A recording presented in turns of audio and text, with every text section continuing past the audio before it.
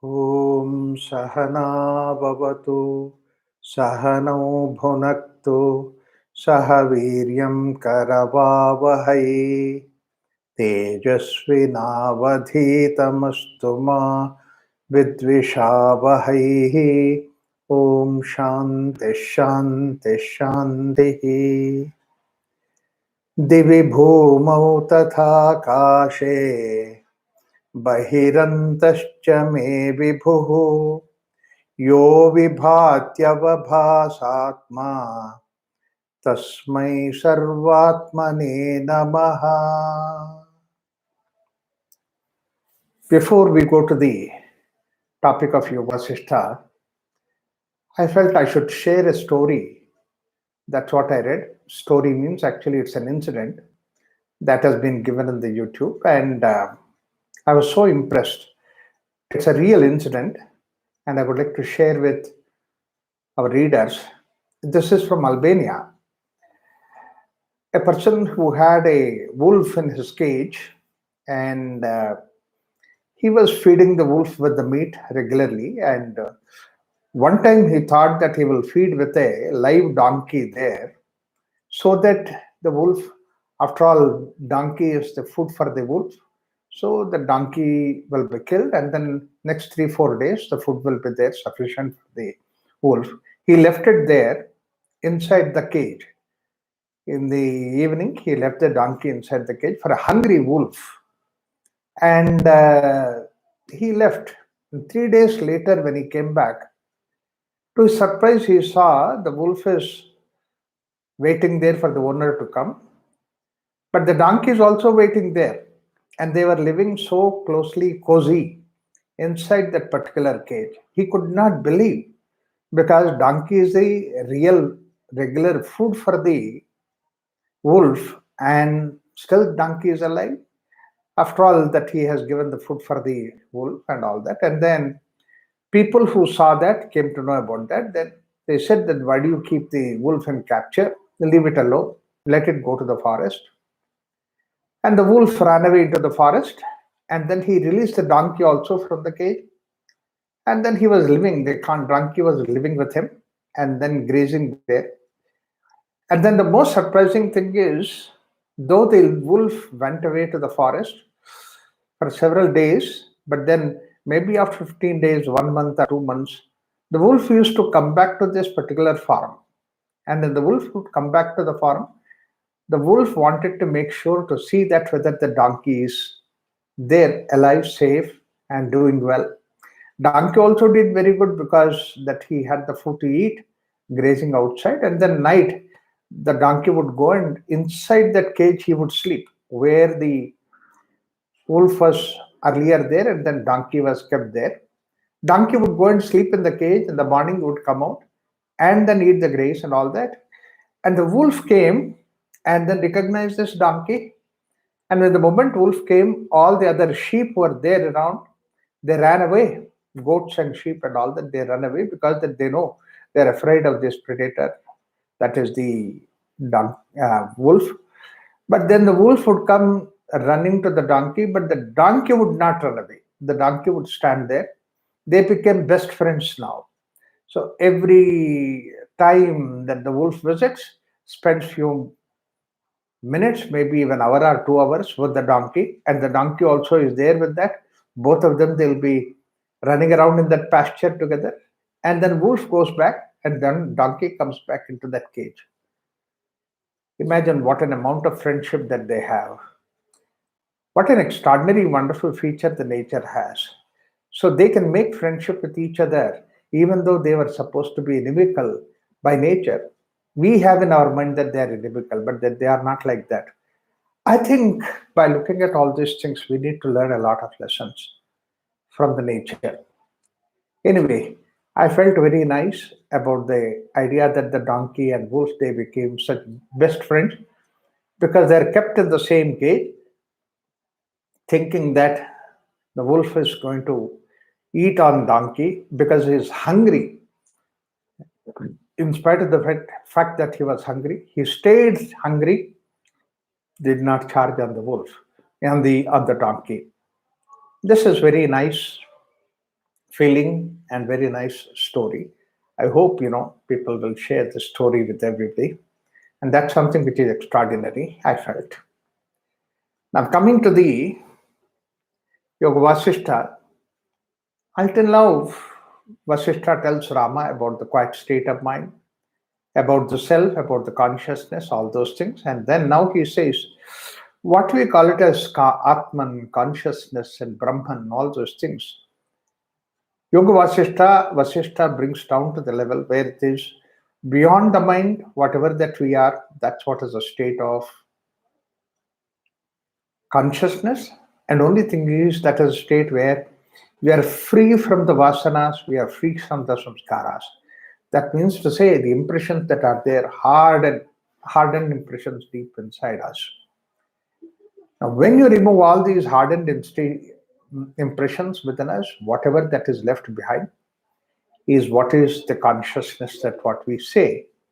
But Vasishtha, in Sanskrit, we have these two things which are very similar sounding, but then this is a world of difference that in there. One is called as chitta. Chitta is the mind and intellect and all those things, and your ego, where all these functioning, he calls it as chitta. And then this function of all these things are what we call it as vritti. So therefore, chitta vritti is the one that we have. Whereas behind that, it is where this chitta has not yet been formed. This is what is called as chit. Chit means that plain, pure stuff which can become chitta. So that is what is consciousness, what we call it as, but then they call it as chit. And chit is supposed to be, in a crude way, we can say, chit is that pure consciousness. Chit is supposed to be the pure consciousness. And he talks about, in this chapter, that is 23rd chapter, he calls it about Ch Shakti prabhava. This very clear difference that is there in Sanskrit usage. One is called as chitta and the other is chit. And the moment that chit is there, then this chit has a tendency to both become the chitta with the help of various demands that is there. And that is what is called as chetyonmukhata. Chetyonmukhata is the direction that it can pick up. And that's where we load that with the idea of what is the direction it has to go. That means to say, chit level, that there is a freedom of all directions, where at the moment that it goes to chetyonmukhata, it is basically, it has not yet manifested, but it has a direction that is given, like the way that you become human being, you become so and so, you become something based on the vasanas. Why? Because that you carried those vasanas, you carried those samskaras, intentions, and then you need to have the necessary instrument to see that you pursue these vasanas, you pursue these demands that are there from within, desires from within. And the desires we acquired from the previous life, many lives that are there, and all those things are in various layers, and that we have to manifest in the form a particular instrument which we use it.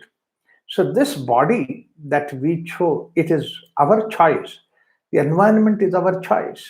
The parent is our choice, because we have some attitude, some idea, and we would select the best of the opportunities to see that where we can manifest that. Therefore, it is always said that parents are what you choose. Environment is what you choose. And then because that there is a particular idea, direction that is there, then you choose. But then after you are born here, while going in this environment, there are new things are added, and some things are not yet manifested because they have to manifest much later. Many times what happens is our desires which are there manifest only when we become adult, and before that they would not have manifested. And then environment did not support that. Therefore, basically that we have what is called as what we carry the impressions, vasanas, samskaras, and then there is also a samskara that we have added onto it by our environment.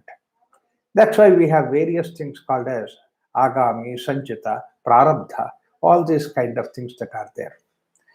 Taking birth is like a package deal. That means the package, there are certain things which are your focus, but then along with that, the other things have to come.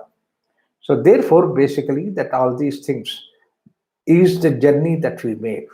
And he says about that, Chit Shakti prabhava, that means to say the power of this particular pure consciousness, pure mind, or the idea where it is beyond all the vasanas, samskaras, everything, whatever that purity that we are, that's what he talks about. And and what happens is that this particular idea, he compares it with the bilva fruit. Bilva fruit, what is the idea behind the bilva fruit is that it's a very hard shell that is there outside, and inside there is the fruit is raw. When it is raw, it is hard as the outer shell. But you don't see any change in the shell outside. There is no transformation. But then inside the fruit becomes a fruit, and once it becomes a fruit, then you break it. You see that the shell and the inside, whatever the fruit is there, they're just holding it nominally, and they are not really having an attachment. They will free from that. When it is not raw, when it is still raw, it has not ripened at that point of time, the fruit inside and the skin outside, they're attached. That means to say, whatever that our inside is there, it's attached to the world outside. Whereas Vilva fruit is the idea by which that you are trying to, when you fruit inside, then you are freed from the objective world outside. Now, when you are free from any attachment with the world outside, whatever that you might do, then it will not add to the samskaras within you. It's a pure activity that we happen to do it. That's what is the idea that he brings about the analogy of bilva fruit by Vaisitha in this particular sutra. Vasana rahita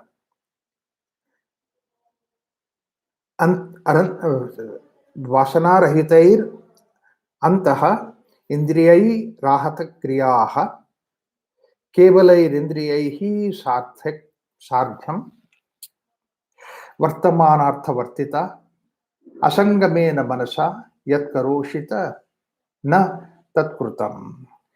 The assume activities with your senses, or senses participate in the activities, free from vasanas, and the knowledge derived from the memory. There is no memory involved in that within.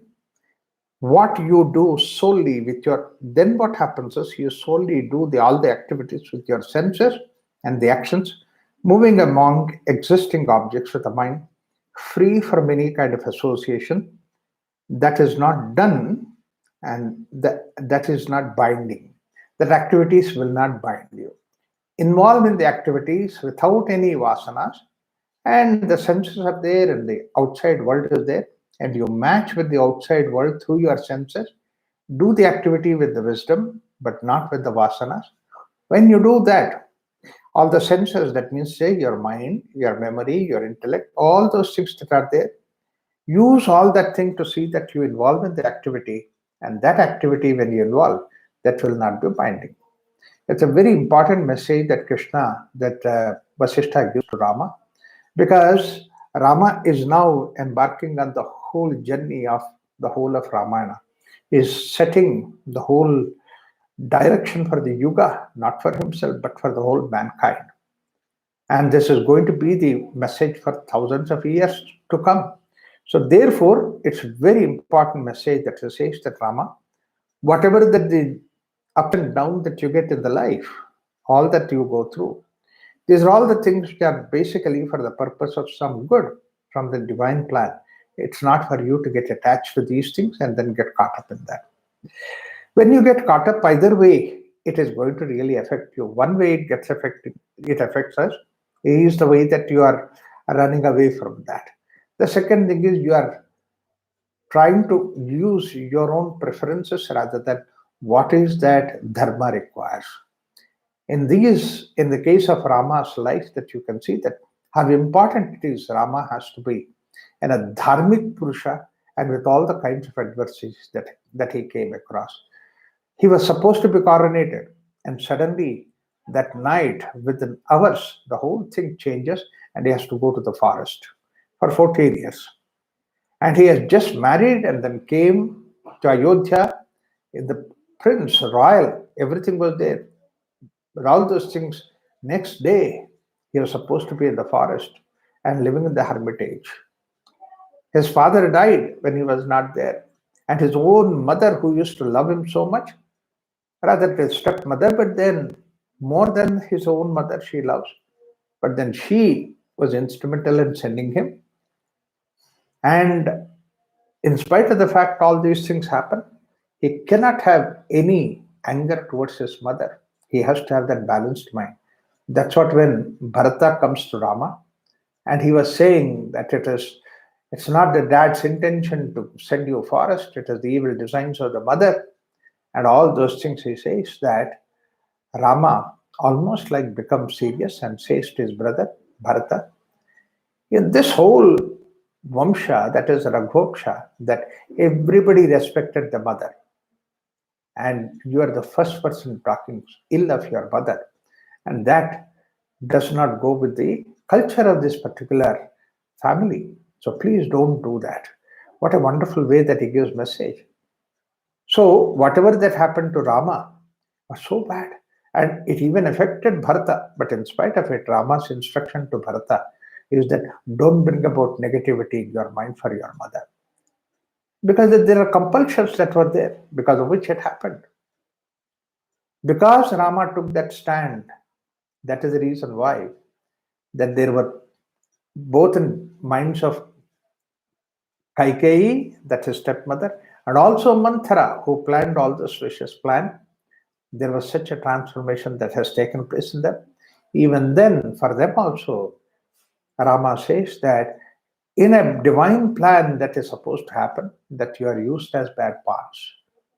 I respect you much more because of you, so many good things happen. Can somebody see that? And that's what is Rama. Such a balanced state. And that kind of an attitude in Rama has to come. It has to come because of the Chit Shakti, because the pure consciousness that is there within him. So you do all the activities, but if you are not attached with the associated with that in the form of deep inside your mind to create impressions, and you are caught up with that impressions, you are wedded with that impressions, then even though if you do not get it by the, even though you are moving with the object, so sitting with the object, but the mind is free from any association with the object, then they do not gather momentum within you. They free you. You are totally out of creating new vasanas on yourself.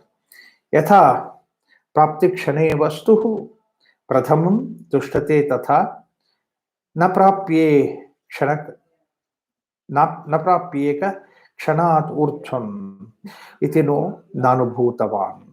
As the object becomes satisfaction at first, at the moment of acquisition, yatha prapte kshane vastu pradhamam tushyate tatha. At the beginning, that it gives us a satisfaction, and it does not do the same a moment later. Who has not experienced this? Urthum itiko nanubhutavan. The sutra, he says that the object which gives you the kind of satisfaction at the beginning, the first time that you come across, and later on, the second time when you take it, it does not give you the same kind of satisfaction. So, pradhamam tushyate tatha, that means first time, whatever that tushti, that satisfaction it gives, naprapyeka kshanat urdhvam. Later on, itino nanubhutavan. That means to say, it's something which experience, we all experience that kind of thing, it does not give. It means basically the object itself does not give us the happiness. First time, whatever that happened in contact with the object, second time that when we go to the same object, then it will not give us the same result. That means to say, the moment that you are already used to that object will not give you the same kind of joy what it is given previous time, which means basically that object itself intrinsically does not contain happiness. The happiness is there in something what happens within you.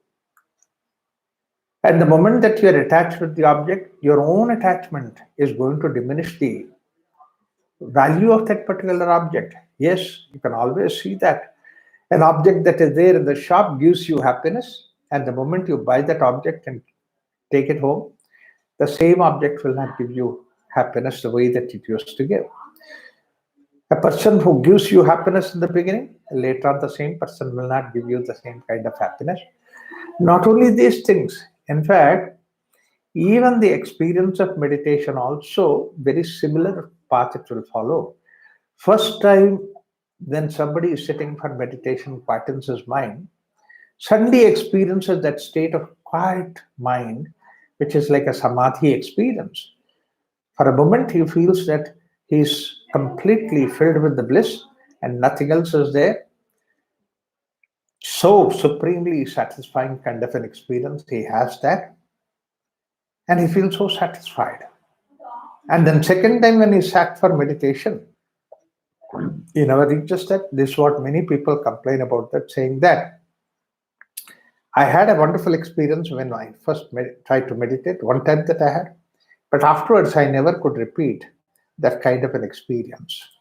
Why it cannot experience that cannot be experienced? Because the first time that you had an experience and you felt really thrilled by that, you felt simply expanded by that. Next time you are sitting for meditation, you always go with certain amount of expectation behind it. Again, you are looking for that kind of an experience from behind.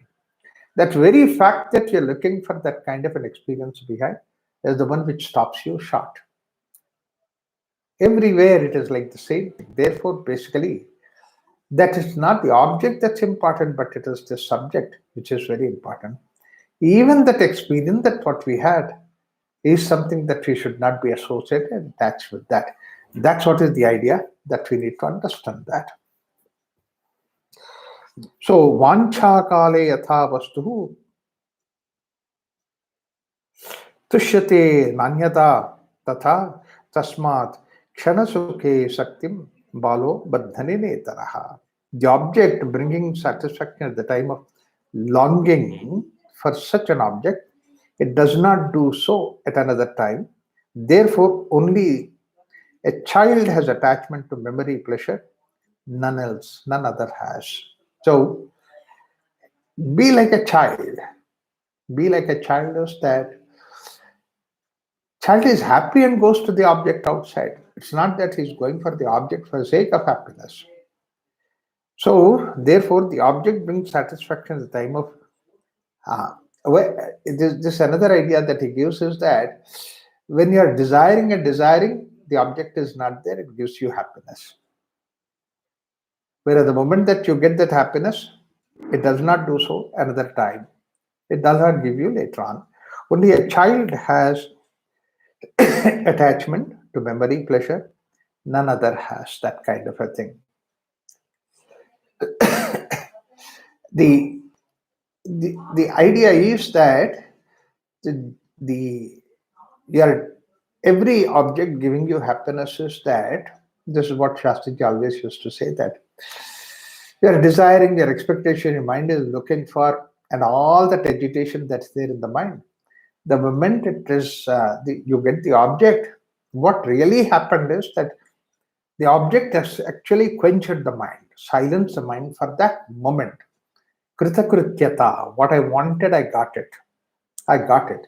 Therefore, what happens is that mind goes to silence.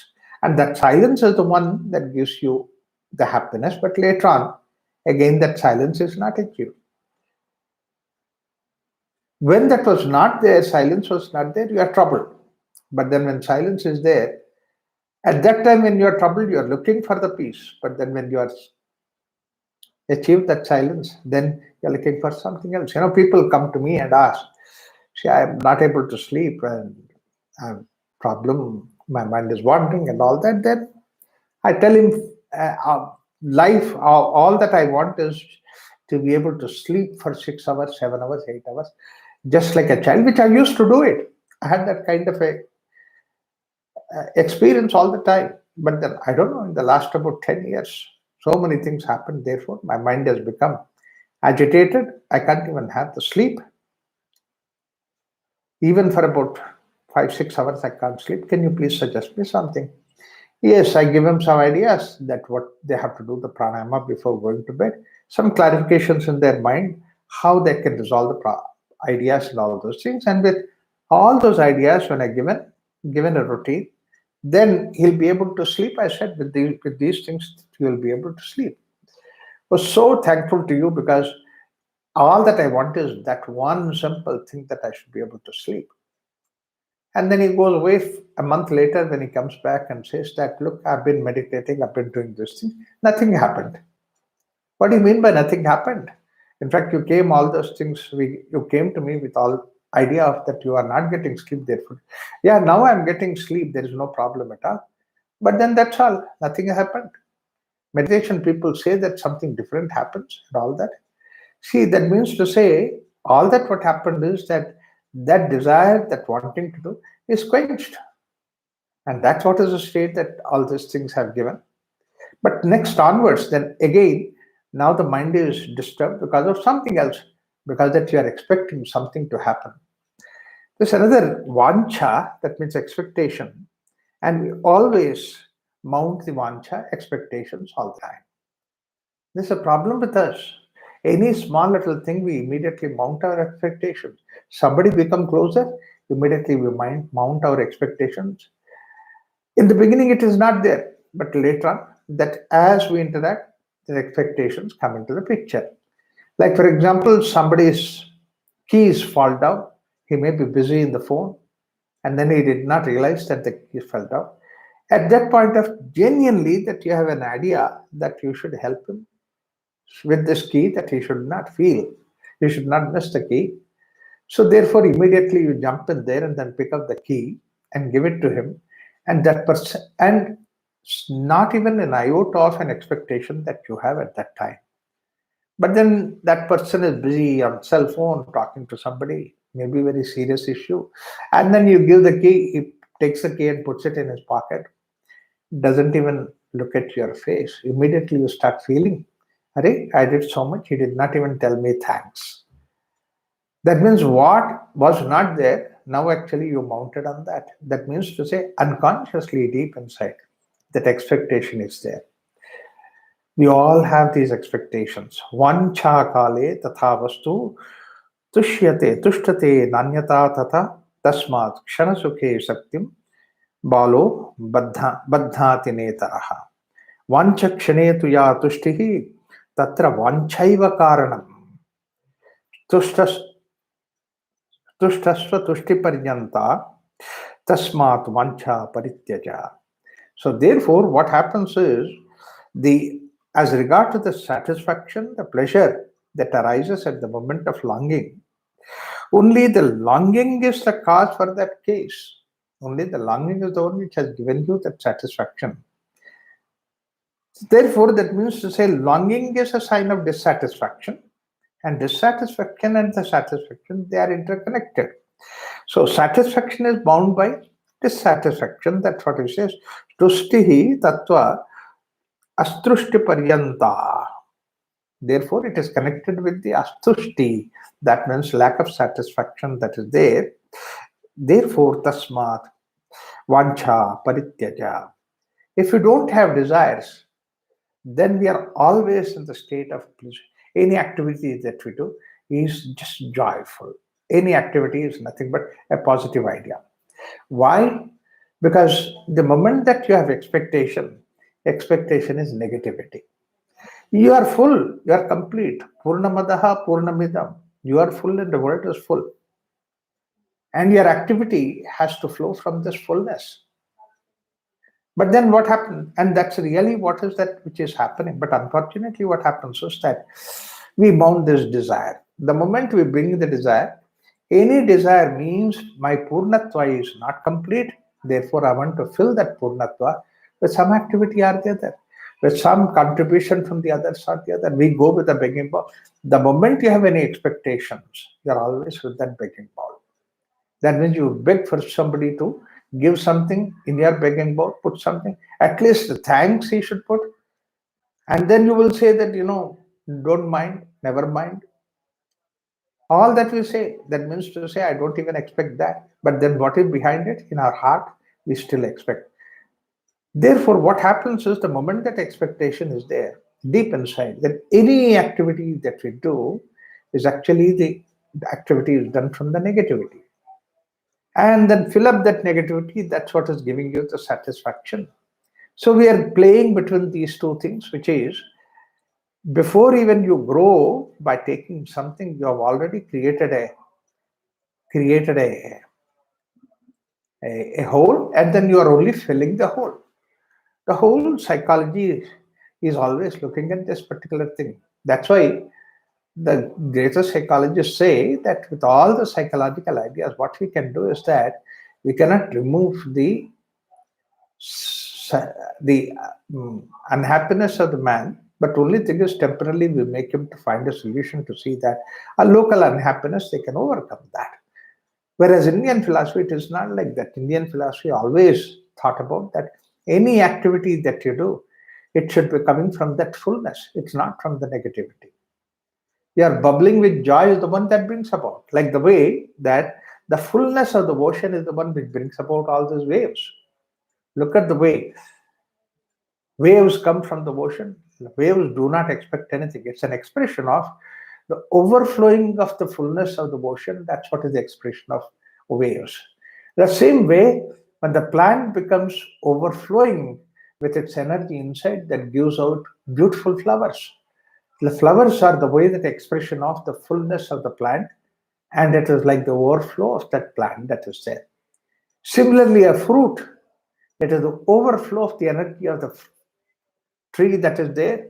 It fills itself in the form of fruits, and then once the fruit is ripened, he gave everything to it, now leaves the fruit to go down, and then that's how basically the tree does not depend upon the fruit, and the fruit does not depend on the fruit, because tree is full, and that fullness it has given to the fruit, and now fruit is full. It starts its journey. It has got a seed. It has got so much of delicious food there. Satisfies you and continues its journey in the form of seed, going into again the next tree that is created. The whole journey of creation is therefore the expression of fullness of the divinity. It's not with an idea of negativity. It's not with the idea of expectation. Absolutely, there is no idea of vancha. What a beautiful picture it is, that it is that fullness the journey is. When the whole nature is that way, the fullness journey, in what way? Human is not that, human being is different. And a person who is a human being who has that idea of journey is from the fullness, and that's what is the person who is supposed to be avadhuta. That's supposed to be the spiritual person. Rama, your journey has to be from that fullness, from completeness that you make this journey.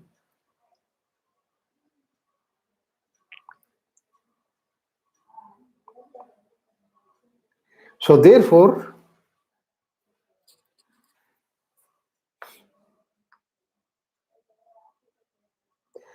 asha belongs to the mind, whereas desire belongs to the mind, expectations belong to the mind, displeasure belongs to the mind, whereas pleasure belongs to the consciousness, fullness belongs to the consciousness.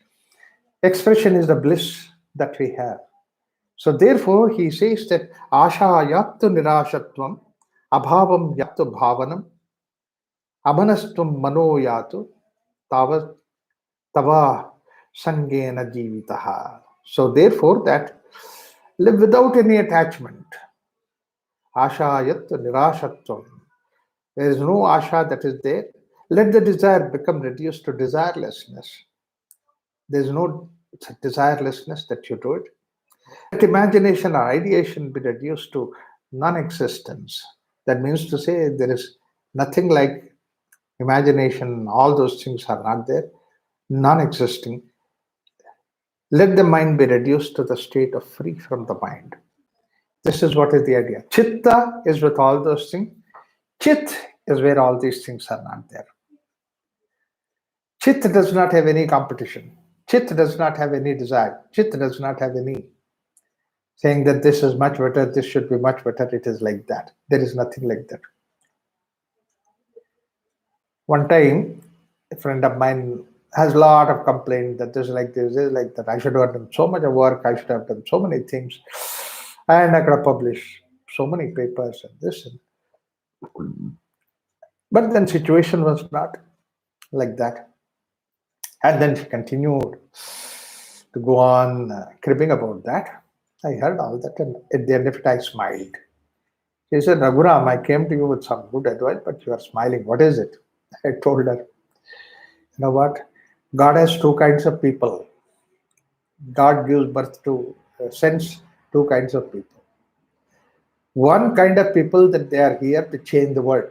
They work hard, they do all kinds of things to change the world. And then the second kind of people, God sends them to enjoy the world. They don't have any agenda to change the world. So you are the first kind, I am the second kind. I am here. I have no complaint about whatever that is there. I have no expectations from anything. They're a nice, wonderful place, and we enjoy this.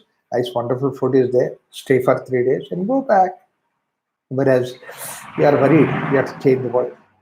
But behind all these things, there is one more thing that you should realize, that those people who do the activity out of the fullness, they are the people who can make a change in the world. Whether it is Rama, particularly you look at Krishna, the way that he lived, what an amount of positivity, blissfulness. Every moment is like a festival that he was doing. Wherever Krishna was there, it was nothing but festivity. There was joy, there was smile, there was never a complaint. Somebody, Swami Chinmayananda used to say that. Truly speaking, nobody would like to be like Krishna, because look at the way that taking a birth in the jail, in the prison, and not only that, your six elder brothers were killed right on the birth itself, and you could see the impressions on the wall of the jail, that how they have heads were smashed on the wall. Probably mother and father must have, it's a good thing that they have not become mad with all that. And then he's born, and the same night itself he had to be transported. There's so much of rain, so much of this thing, all that. And every day that he had to face all kinds of troubles. Some lady comes to give him a breastfeed, but that's supposed to be poison. Like that, one after the other, series of events. And then he was blamed for eating the butter. He was blamed for eating teasing the girls. All those things he took it. But at the same time, look at his life. And he was never a king. He always had his elder brother, who was the king. The Islamic community, probably that Krishna were there, he would have killed his elder brother and took over the kingdom. But here, Krishna absolutely sincerely follows his brother. He listens to everybody. And also he has the people who followed him, like Pandavas. Look at the way that he suffered. They suffered. With all those things, look at Krishna. How joyful he is, how beautiful he is. Full of positivity. That's what is the idea. People who are full of positivity, they are not negative. They are the people who they make the change in the world. So therefore, basically, these are the people who are really, they can impress upon the world outside. What you can make, in fact, this is what even Bhagavad Gita, Krishna says in Bhagavad Gita, saying that, it's not just following the dharma that's important, but dharma you should follow in such a way that it should be impressive while following dharma. That's why the sutra that Krishna gives in Bhagavad Gita, yada yada hi dharmasya glanir bharata abhyuthanam adharmasya tadatmanam srujamyaham. Normally people translate as wherever the dharma declines, dharmasya glanir dharma declines. At that time I will come back to redress the whole dharma. Abhyuthanam adharmasya tadatmanam srujamyaham. I am coming here to see that they are true. A lot of people literally translate that and say that, yeah, dharma declined. Now there is so much of dharma in the world. So we'll wait for Krishna to come to bring up dharma again. Earlier he has done, and he promised that he will do once again in Bhagavad Gita. So he will come again and again to see that it is done. That's not the idea that Krishna has given in that sutra. First thing is dharmasya glanir bhavati. Dharma can never decline. Dharma is something which is there in the nature. Like the way that the burning quality of fire is its dharma. Wetting quality of the water is its dharma. They don't give up their dharma. All the elements do not give up their dharma. The gravity is the dharma of the earth, dharma of the solid. So it will be there. So all these things will be there anytime. They do not decline. They'll be there. But then what is that glanir bhavati? Glanir bhavati is basically dharma is clouded. How do we say dharma is clouded? Particularly in the case of human being, dharma is clouded. What is the way? Kind of right activities that you do, that's what is dharma. But then what happens is that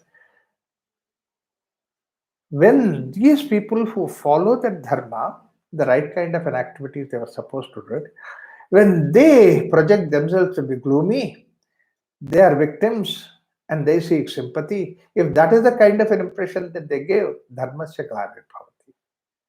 And such people, they cannot really make others impressive to follow the dharma. Like while I was working as an engineer, I had a colleague, absolutely Puritan, not even a single penny he would take from the what does not belong to him, and he was following very sincerely every principle that was there. And with the government office, somebody follows all that kind of thing. Hardly that there is any amount to take care of. I mean, he had also 3 children or 4 children, so it becomes too much. So therefore, he would give a present a picture that he's poor, not shaven every day, and the cloth is not properly ironed.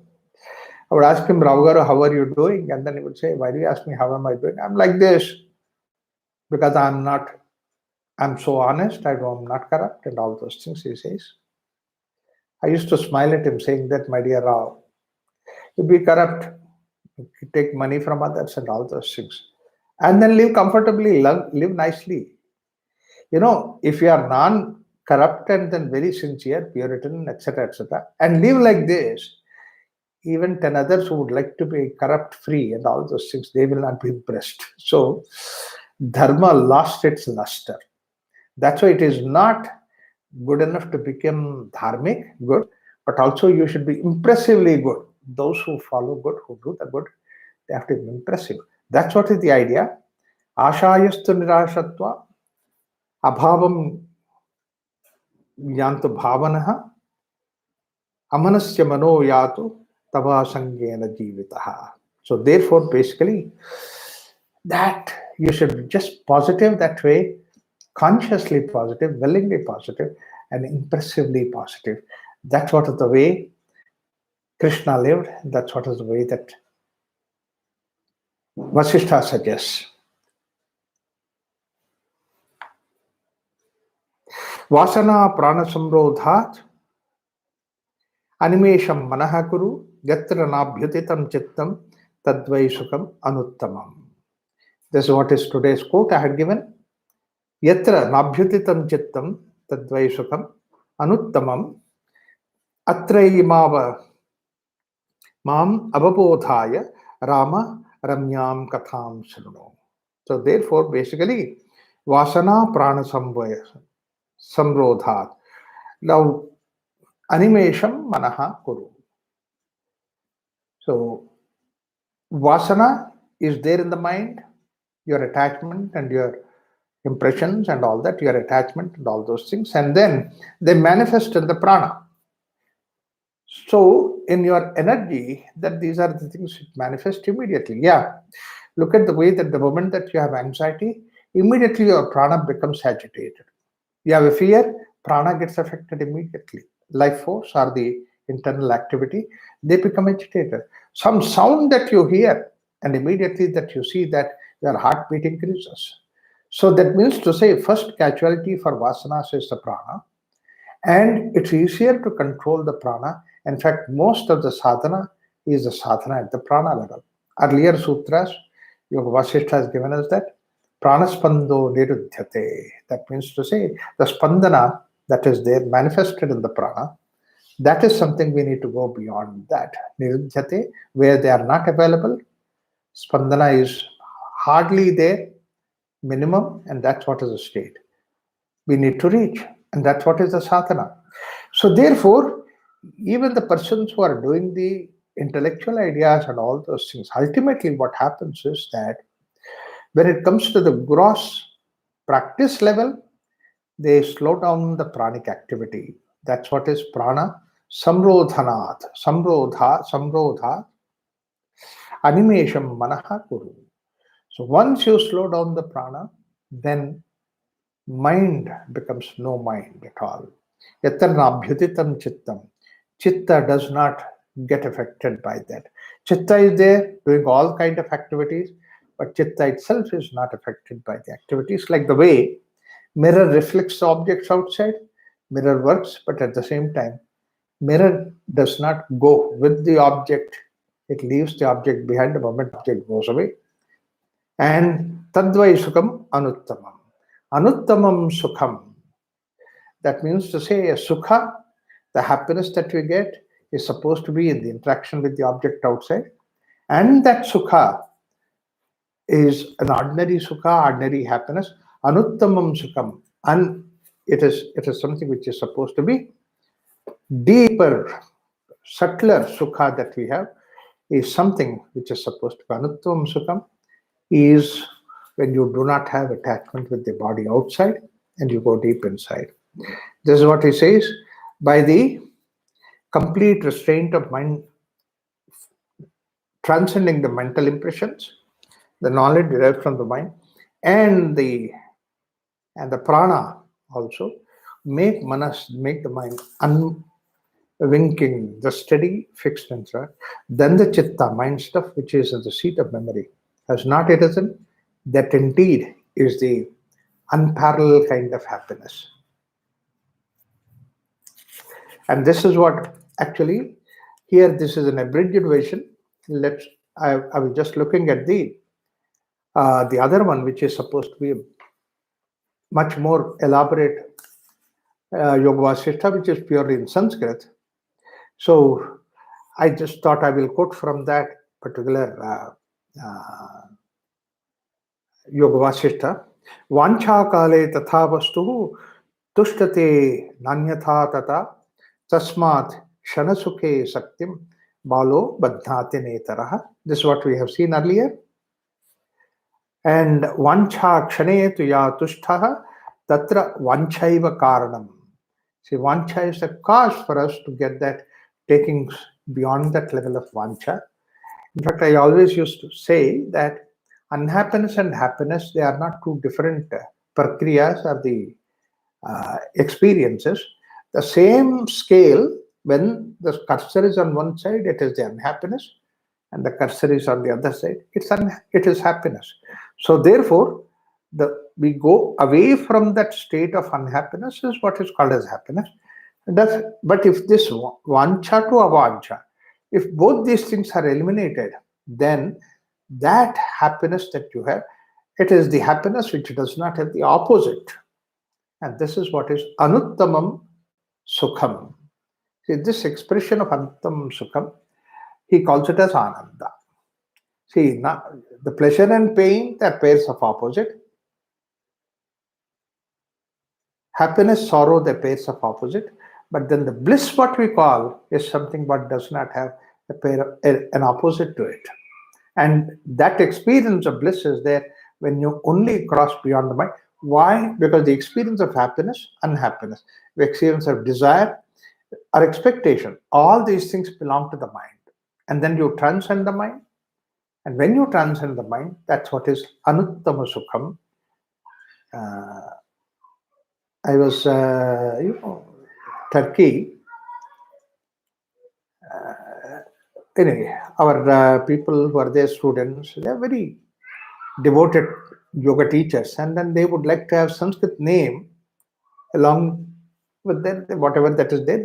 They were impressed by the Sanskrit names, so they wanted the names. So about several people that I gave the names, and then many times I forget about who is that.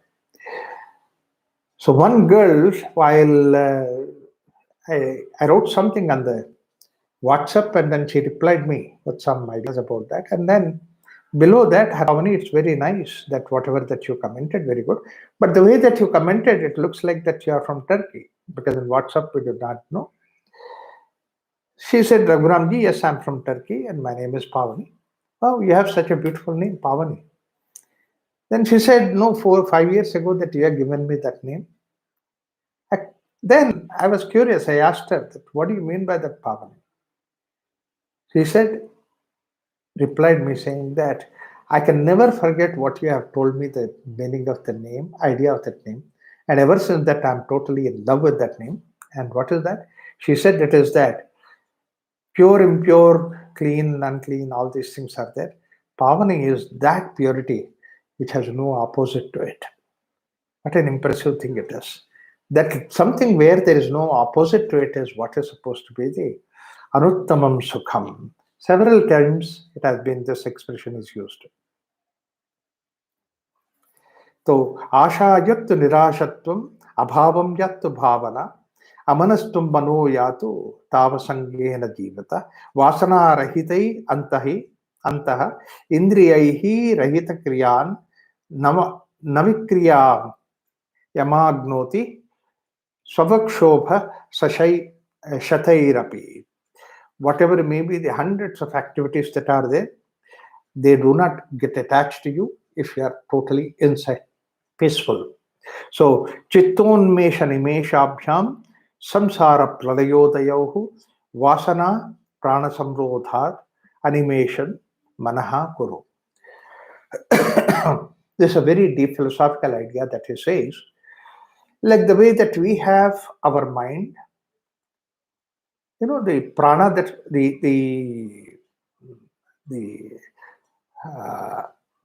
solid, liquid, gases, whatever that is there within us, the element that are there within us is also the element that are there outside in the world. So therefore, outside in the nature. Therefore, when we die, all these things go back to their particular concerned elements. Like this, the way that they go to the element, similarly, that there is an element called intellect, and then our intellect is merged with that. Similarly, that our good and bad, they are there, they merge into the universe. Like that, all those things merge into the universe. The same way, the chitta that is there, chit that is there, becomes the universal chit. That means to say the individual consciousness that we carry becomes one with the universal consciousness. So now what happens is that our own experiences, like when suddenly that your chit completely stops for a moment, that's when we go to the deep sleep state. Nothing exists in front of us. When we wake up, everything comes back into the existence. So therefore he says, chittonmesha nimeshabhyam samsara pralayodayo. Like the way that our chitta becomes silent and comes back into the activity, that's when it is going to the silence, world does not exist for us. Completely eliminated. The moment we come back, the whole thing comes back into the existence. The same way the nature also, the chit of nature goes into the pralaya and then it comes back again. This is what in Bhagavad Gita also that Krishna says to Arjuna in the 9th chapter. He says that both these things are there which is happening. This is what the science also today says, that the whole creation that is there, it's the manifest outside, but at the same time that the whole thing enters into the black hole. The black hole is there like the way that the night for us, like the way that the chitta completely eliminates. But again it comes back. What is the way that it comes back? And that's what our Bhagavad Gita says, that all the impressions that were there, they were there in the form of a seed and they come back again to the manifest. That's why we have this example of the fruit that earlier he mentioned. All that is there in the fruit. In fact, there's another very beautiful incident about that, is that if you give that fruit to elephant immediately gulps that fruit to you. And then when excretes, the fruit comes out, looks as it is, as if nothing really happened, nothing opened or anything like that. But when you actually look inside, that all that which is there inside the fruit, it has completely dissolved. The elephant has taken, the shell only gives it out. Beautifully that way it gives out. But in any case, this way, the fruit is hard shell that is there, goes into the unmanifest level, and then again comes back in that. So every time that we go to sleep, and this you can also do the experiment on that. Before going to sleep, think of some thought, have some idea, and see that very serious think of it, and then go to sleep. And then you wake up in the morning, that same thought, what you are thinking, comes back again into the mind immediately. That last thought that was there in the mind comes back as the first thought. What happened to this thought during in between? Absolutely, it was not disturbing your mind, your sleep, nothing is there. But then everything was there in the seed form. It comes out into the manifestation level. This is what is chitta unmesha nimeshabhyam. That means that it is like the eyes closed, the world does not exist. Eyes open, the world exists. It's not our eyes, it is chitta's eyes. It's not only our chitt's eyes, but it is the universal chitt's eyes. Goes back in. And that same thing applies to us also. Therefore, that when we die, we go to that pralaya, and then when we come back into the udaya. Again, that we come back pralaya, udaya. That's what it says. Chittonmesha nimeshabhyam samsaraha pralayodaya vasana prana samrodhat nidaneme manaha kuru. Now, what happens is that all these impressions that are there, they go to the prana. Prana is the one which carries all those things, and then it goes into the form of seed. And if you do not have prana samrodhat, that means to say, if the prana is completely dissolved, then nimesham manaha kuru. So do that. Then make this mind to be free from any of the prana impressions that are there, so that you interact in this world, but that does not carry with you. The prana is the way that we carry. In fact, the Shastras go further deeper into it. We have these pancha pranas, 5 different pranas, prana, apana, uda, dhyana, samana. Of all those things, one upward prana called as urcham gacchati udana, and that udana is supposed to be carrying all our impressions in the form of memory. Even there also, in the upward prana, there is one particular upaprana, the branch of it called as the dhananjaya prana, is the one which carries all the impressions. Now, if dhananjaya prana is the one which carries all the impressions, and when you leave this body, it goes along with you in the form of chit, being affected by all those things, and then go to the universal chit and then comes back again. So this is what is dhananjaya prana. And whereas if you do not have pranas, samrodha, if you have vasana prana samrodha, that means to say, if this prana has become silence because and the vasanas are not there, and then nimesham, that means to say, then manaha kuru, make this mind to live. Prana unmesha nimeshabhyam samskrute pralayodaya tasma tamabhyasa prayogabhyat unmisharahitam kuru. Again, the similar suggestion Krishna gives Vaisitha gives to Rama. Pranonmesha nimeshabhyam. Now there he said chittonmesha nimeshabhyam. That means I don't carry any attachment in the chitta, mind. When do I not carry any attachment with the mind? Is that when I don't have any expectations. I do it purely out of celebration, out of festivity. I just do it. I don't have any expectations. This is what is basically you see in Jesus Christ, when he was put on the cross, he said, why me? Why are they punishing me? That means I'm expecting that they should not have been doing this because I did not do anything wrong. There is a reason for that. So because of that reason that he was expecting that they would not punish him. But the next moment, he thought that this expectation that they should not punish him is something which is basically giving him suffering, trouble. He wanted to come out of it. He just realized and came out of it. The moment that he came out of that, then he only perceived it as some activity that's going on.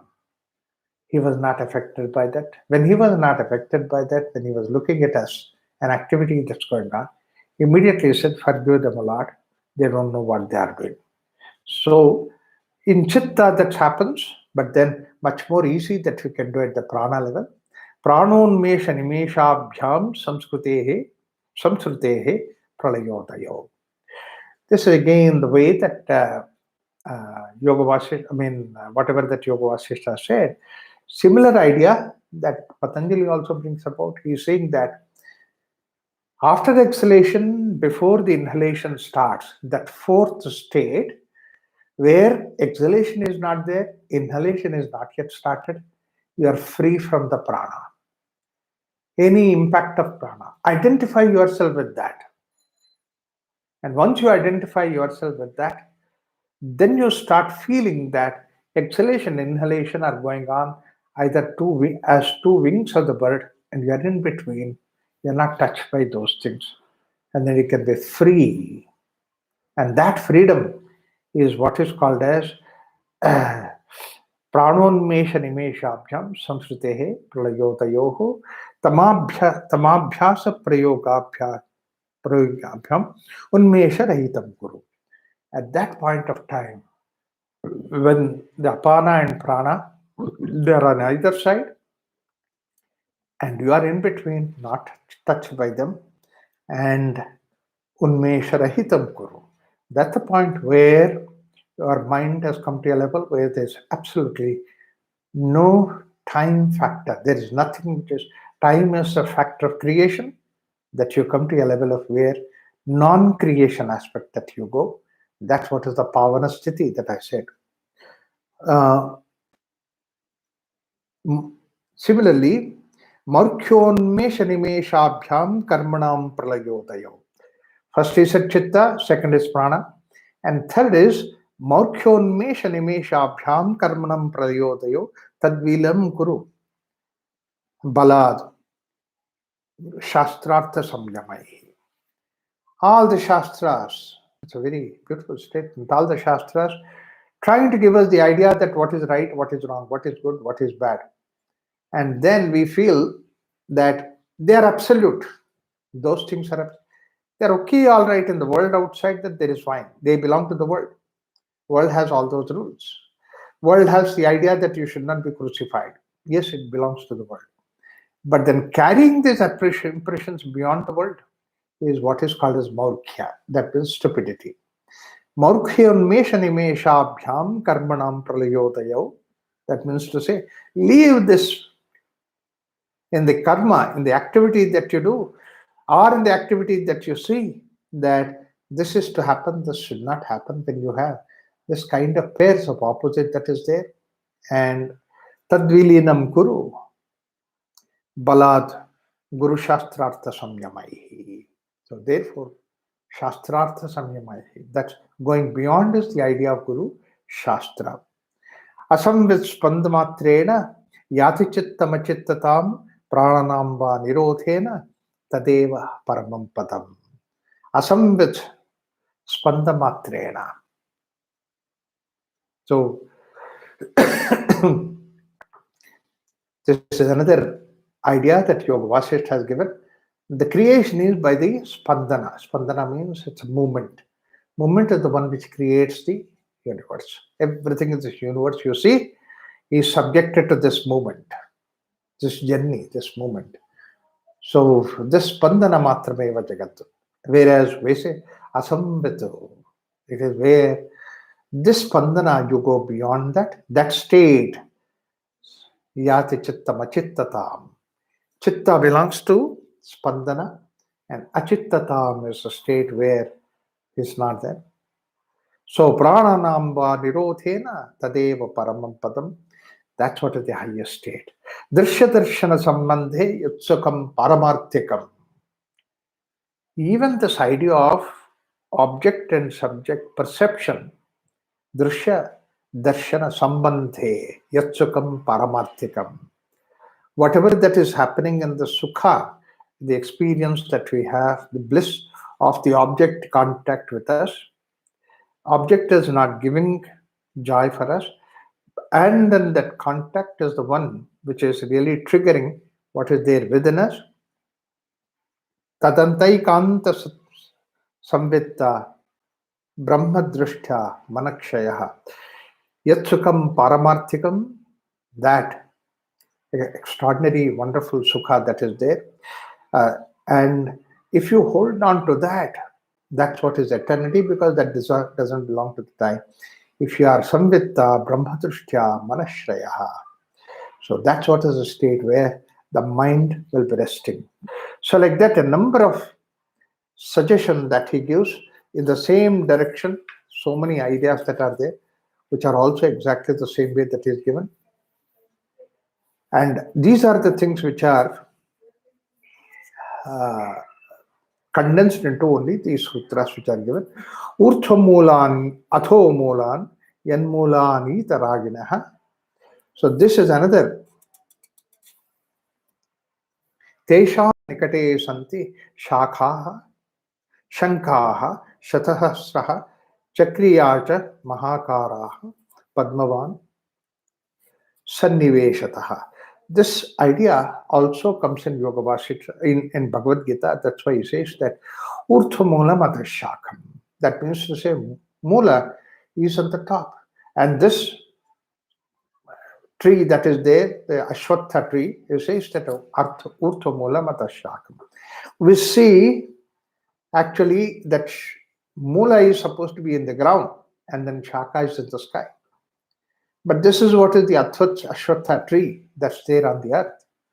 What is the people tree that's there on the earth? Whereas, analogy of that is taken in the form of creation.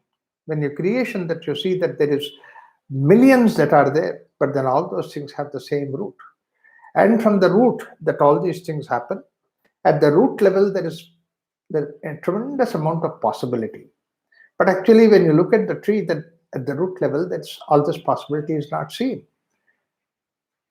But then hidden inside, unmanifest level. So therefore, whatever that is unmanifest level in the roots that is there in the tree, which manifests in the form of billions of leaves, billions of branches, and all those things, variety that is there. The same way that the divinity has all those things, that's why it is called as Urthvamulam. The root is there in the divinity, and then all that what we see in the world is manifestation of that in several different ways. So, Chandams Yasya Parnani, that's what is the way that Yoga Vaisitha, Bhagavad Gita says. The same concept it brings about it. Brahman is something which is Urthvamulam. And then whatever that creation is there, it is a Shaka. And these are the things which are available to the world outside. And what we are the leaves that are there, innumerable number of leaves. When you live at the leaf consciousness, you always feel that one leaf is different from the other leaf. Yes, they are different. The whole design inside the leaf is different from the other. And one leaf is there right from the beginning, age-wise. One is the old leaf and the other new leaf comes. But all those things are variety that is there. This variety is possible only when you're looking at the leaf consciousness.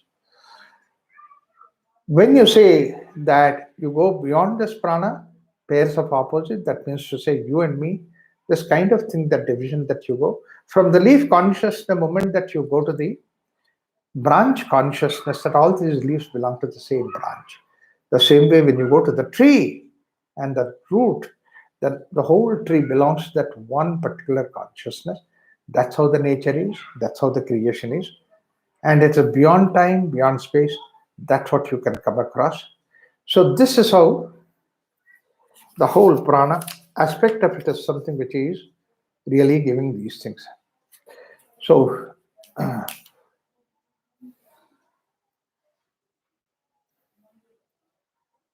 it's also there in this particular the Yoga Vaisitha, essence of Yoga Vaisitha. The 16th sutra, 5th, is there. Urtha Mulan, Atho Mula, Mulani, Itaranicha. So the lotuses have their roots above, and some have their roots below, and others are without roots. And the roots are the pure consciousness within which the universe exists. That's told by me to you. So This is the idea that Yoga Vasishtha tries to give us. In this case of what is called as the pure consciousness. Consciousness itself is pure, but then within us, a consciousness which is free from the vasana, free from all these tendencies that are there, samskaras that are there. And while working also, we are in such a way that we are not trying to get more and more loaded ourselves with the vasanas, but that is a state where that's what is the pure consciousness. Whatever the activity that you do from that level of pure consciousness, the Brahmic activity is the divine activity that we do it. Let's try to take this message forward. Next time we will see the next chapter. That's what is Arjuna Upakyanam. With this, let me stop it here for today's Yoga Vasishtha. Join the hands together.